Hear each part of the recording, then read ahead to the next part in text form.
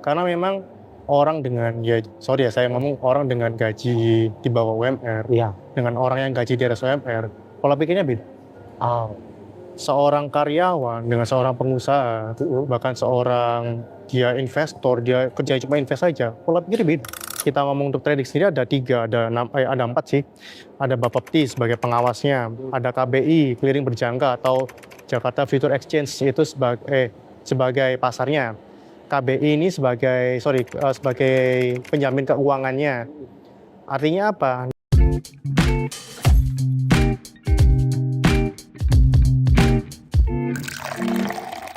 Salam ngopi-ngopi, ngobrol pintar, penuh inspirasi. Terus Mas Eko, tadi kan ini Mas Eko nih buat acara nih. Sebenarnya yang paling pengen Mas Eko share nih sampai undang teman-teman itu apa sebenarnya? Yang saya pengen ini sebenarnya kayak tentang investasinya sih. Investasi sama menabung perbedaannya seperti apa. Karena jujur akhir-akhir ini kan banyak banget di media itu ngomongin investasi, ngomongin usaha, tapi ujung-ujungnya bodoh. Ujung-ujungnya scam. Ya, saya aja sudah merasa banget tuh Mas Eko. Banyak sekali di media ya. Benar. Bahkan sudah diundang ke podcastnya Deddy Corbuzier, ini. Ternyata tetap kena. Yang mengaku bahwa trader itu apa namanya itu ya. Sudah bener lah ya. Terobligasi dan lain sebagainya. Beberapa bulan kemudian tetap kena. Jadi orang itu kalau mau invest di platform tertentu itu sekarang tuh kayaknya agak kritis deh kan. Agak pesimis lebih tepatnya. Karena ada masalah tadi, otomatis kepercayaan orang untuk investasi sedikit berkurang. Padahal bukan investasinya yang salah, tapi oknum atau mungkin platformnya yang salah, atau mungkin perusahaannya. Dan karena terlalu banyak korban maksudnya. Ya, karena kan terlalu banyak itu korban-korban. Nah, itu kenapa? Mulai sekarang pun kayak ini saran saya sih, kalau mau ngomong investasi, ngomongin kita mau invest terutama di trading atau mungkin investasi ke saham, obligasi dan sebagainya, ya kita harus cek dulu gampangannya. Mas Eko, standar kalau dari pengalaman sampean kan juga punya aktivitas trader ya, trader di salah satu perusahaan. Standar menurut sampean untuk kita bisa mengantisipasi sendiri bahwa saya mau invest nih di platform ABC ya kan. Standar yang harus dicek, dicentang itu apa? Kalau untuk ngomongin ke tradingnya ya, kita harus lihat dulu perusahaan yang bakal karena perusahaan ini kan sebagai platform, sebagai fasilitator aja sebenarnya sih. Nah, kita harus cek perusahaan ini legal nggak di Indonesia. Karena pemerintah sendiri pun ada regulasinya. Kayak di bank mungkin ada namanya OJK, Otoritas Jasa Keuangan, ada yang namanya itu LPS, Lembaga Penjamin Simpanan. Itu kan mereka yang mengcover pemerintah, artinya pemerintah udah punya regulasi untuk bank, untuk tabungan, supaya terdaftar di OJK. Dan ada kayak LPS-nya, penjaminnya. Kalau ada di OJK dan LPS sudah pasti aman? Sudah pasti aman, karena uangnya pun berbeda lagi. Nggak masuk ke perusahaan, sama halnya di dalam trading. Trading maupun forex, gold, atau mungkin saham. Kita lihat perusahaan ini ada namanya Bapepti, Badan Pengawas Perdagangan Berjangka dan Komoditi. Itu di situ di webnya kita bisa lihat nanti. Mungkin nanti bisa dilihat slide-nya ya. Kita lihat di pelaku pasarnya. Perusahaan ini terdaftar nggak? Nama PT-nya. Nanti pun di sana kelihatan jelas ketika terdaftar siapa komisarisnya, siapa ininya, susunan struktur organisasinya, struktur perusahaannya kelihatan. Bahkan sampai rekening yang dipakai. Jadi kalau untuk kita ngomong untuk trading sendiri ada 3, ada 4 sih. Ada Bapepti sebagai pengawasnya, ada KBI clearing berjangka atau Jakarta Future Exchange itu sebagai pasarnya. KBI ini sebagai penjamin keuangannya. Artinya apa? Dana yang disetor oleh nasabah ini nggak masuk ke aset perusahaan, tapi disendirikan dari aset perusahaan. Terus penjamin itu? Penjaminnya ya KBI ini. Supaya apa? Supaya nggak ada ketika perusahaan ini pailit, dana nasabah tetap aman. Karena ada lembaga penjamin. Iya, sedangkan untuk pasarnya sendiri ada di JFX sama ICDX. Jadi itu untuk marketnya, untuk kita transaksinya di dua platform itu. Itu pun di websitenya kelihatan semua. Anggaplah kayak kalau sekarang mungkin lebih sederhananya itu kayak kita beli ke Shopee gitu Mas Eko ya. Kan uang itu masuk ke Shopee gitu. Iya, penengahnya. Nanti baru diajukan ke pembeli, barang udah sampai. Nah, bukan pemerintah langsung ke pembelinya, ke penjualnya. Bener. Nah, pemerintah bikin regulasi seperti itu supaya apa ya? Supaya nggak ada faktor penipuan lagi. Jadi kita tahu kita mau investasi di perusahaan A misal, kita transfernya tahu, oh rekeningnya benar atas nama ini, benar terdaftar di KBI kalau ini adalah rekening untuk perusahaan ini. Berarti kalau orang yang kemarin banyak korban ketipu itu, karena berarti dia nggak ngecek, atau sudah ngecek atau gimana? Jadi gini, kalau yang memang kita mau investasi bodong ya, mengatasnamakan trading lah, apapun itu lah. Yang ikonik itu kan ini murah banget gitu. Ya. Mobil-mobil. Itu sebenarnya perusahaan mereka itu nggak mengantongi izin di Indonesia. Oh. Jadi ketika perusahaan ini nggak ada izinnya di Indonesia, otomatis uangnya kan bisa masuk ke pribadi, iya, bisa ke personal. Iya. Kalau masuk ke kalau kita ada regulasinya, uangnya ya beda lagi aku bilang. Platform yang kemarin mungkin sampean sama-sama tahu ya, artis-artis yang ditangkap itu. Yang kena karena platformnya nggak dapat izin di Indonesia. Nggak ada izinnya. Tapi kok bisa ya meyakinkan orang buat? Lah itu tadi makanya. Ini yang menjadi bahaya. Iya. Masyarakat kita ini kadang, kayak pengetahuan tentang finance-nya agak rendah. 70% orang masih belum tahu apa itu investasi. 70% masih belum tahu. Taunya mereka kalau udah untung ya udah aku ambil. Mas Eko, saya kemarin banget itu kejadian. Saya pulang ke rumah istri. Ada ipar ya, ada aplikasi katanya ditawarkan. Iya. Dan katanya memang saya lihat aplikasinya itu, saya nggak sebutkan, itu nggak ada risikonya. Benar. Dia invest mungkin cuma sekitar buka dari 300.000 apa berapa ya. Ada yang 300, 2 juta dan karena saya nggak yakin karena nggak ada risikonya, ternyata sekitar seminggu kemudian aplikasi itu dihentikan dan hilang langsung. Ininya itu nggak bisa ditarik. Uangnya lagi nggak bisa ditarik. Untungnya ipar saya itu sudah ngambil modalnya itu. Oh, udah ke cover di awal udah. Jadi dia melihat pergerakan sudah modal diambil, tapi tetap lihat pergerakan uang. Ternyata uang itu nggak bisa diambil. Jadi benar-benar percuma. Hilang bisa. Iya. Itu ada memang. Jadi kayak skema-skema kayak gini penipuan, namanya skema Ponzi ya kita ngomongnya. Ponzi. Jadi ada hitungannya dia. Jadi sebetulnya yang mereka tawarkan bukan investasi, tapi muterkan uang. Muterkan uang. Bukan investasi. Bukan. Jadi gini, kalau kita ngomongin investasi, baik investasi di pasar modal, di trading, investasi di usaha real, mungkin sama temen, aku mau invest, buka warung mungkin, buka kafe. Itu kan bagian dari investasi. Nah, itu kan, nah itu kan ada perdagangannya, ada usahanya, ada nilai yang kita jual belikan. Jadi prinsip dasarnya, ketika kita mau melakukan investasi, berarti kan kita berharapkan ada keuntungan kan? Ya.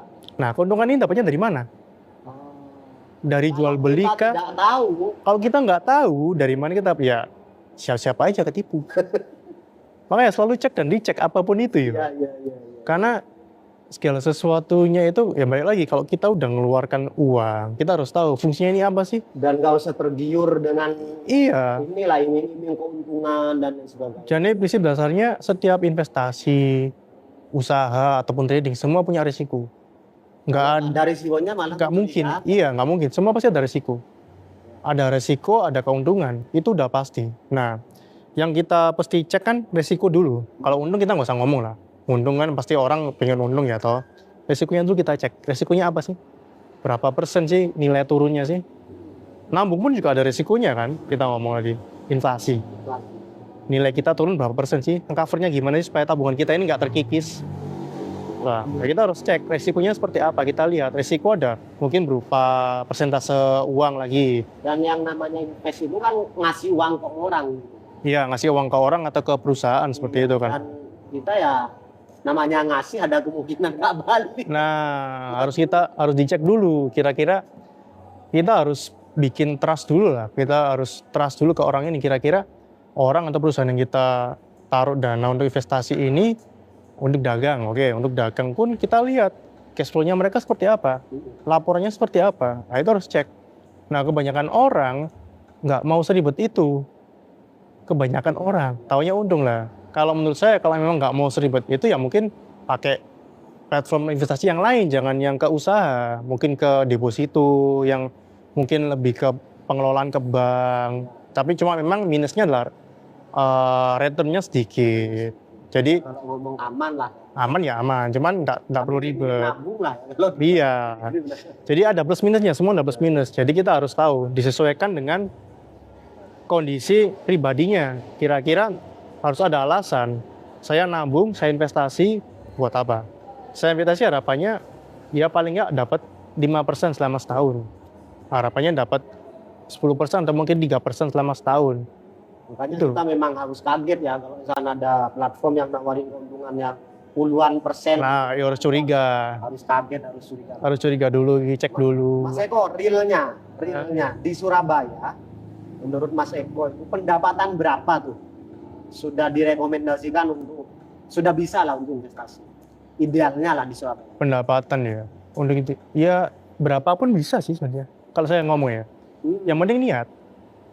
Karena ada Kan kalau 100.000, 200.000 misalkan, bisa. ya mau diinvest kemana? Loh, malah jujur sekarang ini lebih mudah kalau kita mau investasi. Iya. Paling gampang ini, sekarang kan ada kayak di beberapa platform kalau kita dengan uang 50.000 kita bisa beli emas, nabung emas. Itu pun juga udah ada OJK-nya, udah ada apa. Jadi nggak ada alasan Berarti untuk malah lebih baik kayak 100.000 itu bukan ditabung tapi diinvest. bisa, ya nggak apa-apa. Banget. Cuman ya baik lagi, kadang orang itu males. Malesnya bukan masalah malas untuk investnya, oke lah kita invest, udah punya kemauan untuk invest. Tapi orang tuh kadang mikir, ya ampun 100.000, aku paling cuma dapat return 2.000, buat apa? Nah, kebalik kayak gitu loh. Kadang orang itu udah skeptis sama, iya udah dengan pemasukannya. Tapi yang di poinnya adalah bukan dari returnnya yang kecil, bukan dari nilainya sih.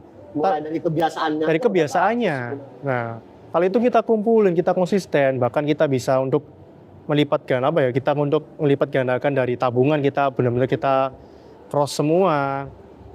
Malah bisa loh. Nanti di beberapa tahun kemudian investasi kita itu dapatnya lebih gede daripada gaji kita. Bisa loh. Udah banyak banget. Dan itu yang dilakuin sama beberapa investor-investor di luar negeri sana yang mereka hidup dari investasi aja. Karena mereka memang udah ya hasilnya udah besar kok, buat apa aku harus kerja. Cuman memang baik lagi harus ada alasan, harus tahu rewardnya seperti apa, harus tahu keuntungannya seperti apa, risikonya apa. Bahkan waktu pun harus kita perhitungkan untuk risiko. Berarti ngefek banget ya Mas Eko ya. Kan Mas Eko ini sebagai full time trader lah ya. Benar. Ya, saya lihat kesibukan Mas Eko itu. Ngaruh banget manajemen keuangan itu terhadap perilaku gitu. Dari perilaku kita, dari kita mungkin ngadepin masalah, tapi itu ngaruh banget. Jadi banyak orang yang ngeluh keuangan itu sebenarnya mungkin iya ya. Alasan kedua atau ketiga tentang minimnya pendapatan. Tapi yang utama itu adalah manajemen keuangan. Manajemen keuangannya. Itu yang utama. Yang utama. Karena mau berapapun pendapatan sampean ya. Kalau nggak bisa ngelola, tetap aja habis. Tetap ya habis. Makanya harus paling nggak kita harus banyak-banyak belajar. Dan beda banget kan hidup sederhana karena perencanaan keuangan dan hidup sederhana karena uangnya habis duluan. Iya, kepepet bener. Beda banget. Jadi ya kita ngelihat ke itu dari sisi ininya, dari sisi pembawanya pun udah beda. Iya. Sederhana sama ngirit itu pun juga beda. Kadang ada beberapa orang yang nekat ngirit tapi ujung-ujungnya malah nyusahin diri. Iya. Karena ada orang ini penghasilannya wajar lah, let's say UMR Surabaya. Iya. Tapi dalam 5 bulan ke depan ternyata itu dia gak ada uang. Lama gak ada uang kan? Kenapa? Karena waktu dia UMR dia gak ada perencanaan keuangan. Iya, langsung terima. UMR 4,5 juta, pengeluarannya itu sampai 7 juta. Nah. Tapi karena dia ada gaji bulan depan, dia minjem dulu. Gaji gitu kan. Benar. Bulan depan lagi minjem lagi sampai di bulan kelima dia itu sudah gak ada yang mau dipinjemin, ini uang sudah kepakai. Iya. Dia gak ada uang itu kan. Benar lah, itu mindset minjem yang salah. Iya. Jadi kita minjem untuk kebutuhan kita itu sebenarnya mindset yang salah sih. Kecuali kita minjem harus kita lakukan sesuatu dari pinjaman itu, harus menghasilkan. Produktif. Makanya sekarang rame di Instagram, minjem dulu 100. Buat apa? Dikasih tidak putus lah. Nah, jadi kayak penting banget. Jadi nah itu loh. Jadi karena memang dari awalnya kita nggak manage, tiba-tiba minjem udah, message-nya udah salah, minjem untuk kebutuhan. Sampai kapan pertanyaannya? Mau sampai 10 tahun pun kalau nggak hidupnya seperti itu terus ya nggak bakal kekumpul. Saya ada pertanyaan terakhir nih. Kalau pendapatan orang itu bukan per bulan, misalkan serabutan ya, dia itu dibayar sekali kerja, dibayar, tahu freelancer lah. Dibayar tuh mungkin kalau sebulan itu ada lah 3 juta atau 5 juta, tapi sistem bayarnya itu kadang sehari dapat 100, kadang sehari dapat 50, kadang nggak dapat, kadang sehari dapat 500, itu cara manage-nya gitu. Ya harus di rata-rata. Jadi biasanya kalau orang-orang yang kerjanya freelancer kayak gitu kan, dengan gaji yang nggak nentu kita ngomong ya, mereka harus punya rata-rata pendapatan bulanan. Ngitungnya dari harian, contoh misal selama sehari kita dapatnya 100.000. Kalau kita full kerja 26 hari kerja atau mungkin 30 hari kerja mungkin pendapatnya 3 juta ya kan. Itu pun kalau setiap hari ada, tapi kalau nggak ada, andai kata mungkin 3 juta, kalau nggak ada mungkin kita ambil separuhnya, 1,5. Lah itu buat patokannya. Oh, berarti yang ditabung itu nabung harian, investasi harian? Iya. Atau nunggu sebulan selesai? Kalau memang bisa untuk, nah, kadang ada orang yang nggak bisa megang uang. Iya. Kadang. Kalau bukan nggak bisa megang uang itu artinya tetap kebeli. Tetap kayak megang uang dikit buat beli apa yang enak. Kalau memang bisa, ya nggak apa-apa tiap bulan. Dikumpulin tiap bulan, dicatat, baru kita mulai alokasikan. Tapi kalau memang nggak bisa, yang penting di awal harus punya persentase tadi. Nah, persentase tadi kan bisa kita taruh mungkin di ATM atau mungkin kita bikin tabungan uang apa ya, mungkin bikin ATM atau mungkin bikin celengan yang nggak bisa diambil. Harus bener-bener komitmen. Karena dari awal aja, kalau dari hal kecil kita nggak bisa komitmen dengan sesuatu itu, kita udah kebiasaan untuk negosiasi dengan keadaan, dengan terus nggak apa-apa kita pakai dulu, toh ya besok dapat gaji. Kebiasaan dengan hal seperti itu, ya nggak bakal bisa. Makanya harus jujur dengan diri sendiri. Karena ketika kita jujur dengan kondisi keuangan kita udah, oke lah, aku udah rendah hati nih, nggak apa-apa lah tiap hari kita makan kayak makannya sederhana, nggak terlalu makan yang mewah-mewah, kita udah berdamai, kita ngaturnya uang enak. Let's say dari uang yang kita tabung tadi, yang kita investasikan tadi berkembang, ya kita pun bakal aman secara finansial.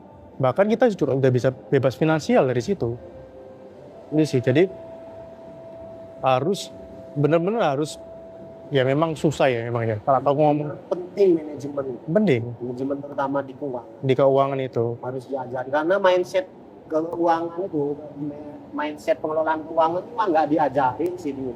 Persentase pengetahuannya diajarin. Iya. Mindsetnya sampai saya di bisnis pun, di manajemen bisnis itu nggak diajarin. Psikologinya nggak diajarin. Terapi bagaimana memanajemen uang. Iya. Cuma dibilang lah kalau manajemen uang itu bagus ini dan lain sebagainya. Bahkan untuk memulai itu, untuk membiasakan itu ada advice nggak dari Mas Eko nih untuk gimana sih biar orang ini terbiasa dengan pengelolaan?